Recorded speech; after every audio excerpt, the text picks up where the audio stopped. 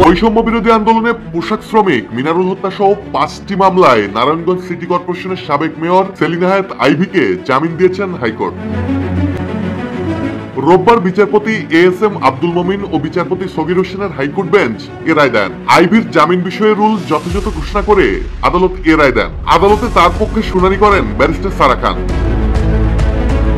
এর আগে গত মে মাসে বৈষম্য বিরোধী ছাত্র জনতার আন্দোলনে পোশাক শ্রমিক মিনারুল হত্যা মামলায় কারাবন্দী নারায়ণগঞ্জ সিটি কর্পোরেশনের সাবেক মেয়র সেলিনা হায়াৎ আইভীর জামিন আবেদন নামঞ্জুর করেন আদালত।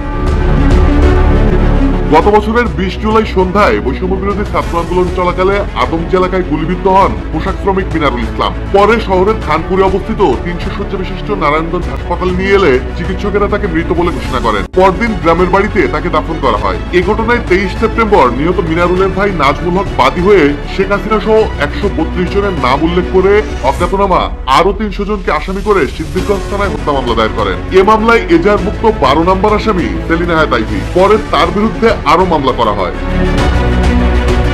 উল্লেখ্য, গত 9 মে সাবেক মেয়র আইভীকে শহরের পশ্চিম দেওভোগে তার নিজ বাড়ি থেকে গ্রেপ্তার করে একটি হত্যা মামলায় আদালতে হাজির করলে আদালত তাকে কারাগারে পাঠানোর আদেশ দেন। গত 27 মে আইভীকে মিনারুল হত্যা মামলায় 2 দিনের রিমান্ড শেষে আদালত কারাগারে পাঠানোর আদেশ দেন।